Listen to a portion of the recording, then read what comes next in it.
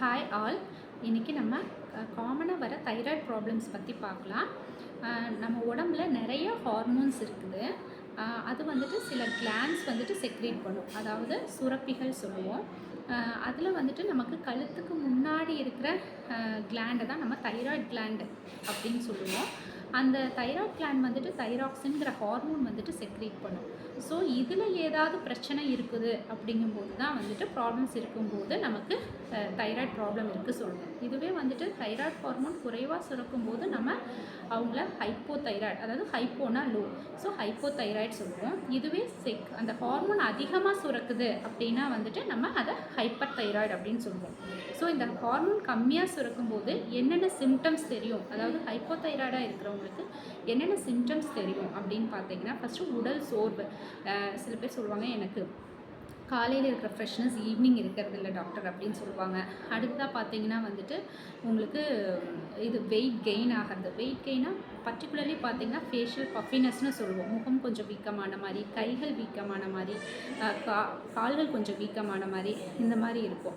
அடுத்தது பார்த்தீங்கன்னா வந்துட்டு திக் ஸ்கின் எல்லாம் ட்ரை ஆயிடுச்சு அந்த மாதிரி சொல்கிறவங்களும் இருப்பாங்க. அடுத்தது பார்த்தீங்கன்னா உங்களுக்கு வந்துட்டு அதிகமான சென்சிட்டிவிட்டி கோல்டு அப்படி சொல்லுவோம், அதாவது லைட்டாக குளிர்பட்டால் கூட நமக்கு ஜாஸ்தி இருக்கிற மாதிரி இருக்கிறது.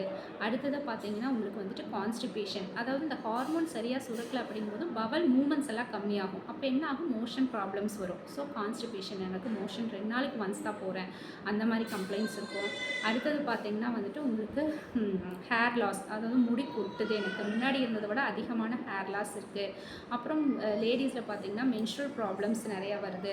இந்த மாதிரி இந்த சிம்டம்ஸ் ஏதாவது இருக்குது அப்படின்னா அதுவும் வந்துட்டு பர்டிகுலர்லி லேடிஸ் வந்துட்டு காமனாக இந்த ஹைப்போதைராய்டு லேடி பேஷண்ட்ஸில் இருக்கும். ஸோ லேடிஸ் கவனமாக இருந்து இந்த தைராய்டு நமக்கு சிம்டம்ஸ் இருக்குது அப்படின்னா டாக்டர்கிட்ட சொல்லி இந்த தைராய்டு டெஸ்ட் எடுத்துக்கணும்.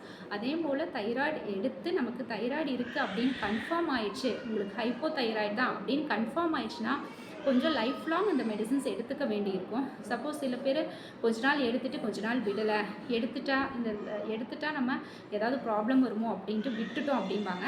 கட்டாயம் கிடையாது. இதை நம்ம சொல்கிறதே தைராய்டு ரீப்ளேஸ்மெண்ட் தெரப்பின்னு தான் சொல்லுவோம். இந்த ஹார்மோன் உங்களுக்கு உடம்புல கம்மியாக சுரக்குது, அதனால் நம்ம அதை கொடுக்குறோம். ஸோ அது ரீப்ளேஸ்மெண்ட், நம்ம ரீப்ளேஸ் பண்ணுறோம். அது தானாக சுரக்கும் போது நமக்கு தேவைப்படாது, ஆனால் உடம்புலேயே அது வந்துட்டு ஒரு சின்ன குறைபாடு, அந்த ஹார்மோன் கம்மியாக சுரக்கிறது. ஸோ நீங்கள் லைஃப் லாங் எடுத்துக்கிறது தப்பு கிடையாது. அதுவும் எம்டி ஸ்டொமக்கில் தான் எடுக்கணும். நிறையா பேர் சாப்பிட்டதுக்கப்புறம் எடுத்துக்கிறதுங்கிறதும். அடுத்ததாக வந்துட்டு அந்த டேப்லெட்ஸ் போட்டுட்டோடனையும் காலையில் எந்திரிச்சோடனையும் போட்டுக்கோங்க அப்படின்னா, காலையில் எந்திரிச்சோடனே போட்டுட்டு ஒரு கிளாஸ் காஃபியோ டீயோ குடிச்சிருவாங்க. அந்த மாதிரிலாம் எடுத்துக்கிட்டிங்க அப்படின்னா போடுற டேப்லெட் வந்துட்டு ஃபுல்லாக அப்சர்வ் ஆகலை அப்படின்னா அதனோட டோஸ் கரெக்டாக கிடைக்காது. அப்புறம் திரும்பவும் சிம்டம்ஸ் அப்படியே தான் இருக்கும். அப்புறம் நம்ம டோஸ் அன்னெசரியாக பார்த்துட்டு இன்னொரு ஹார்மோன் பத்தலை அப்படின்ட்டு நம்ம ஏற்ற வேண்டியது இருக்கும். ஸோ அது மாதிரி பண்ணக்கூடாது.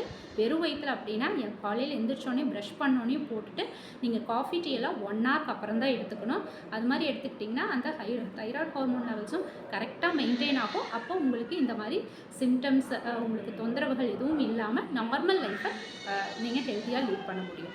Thank you all.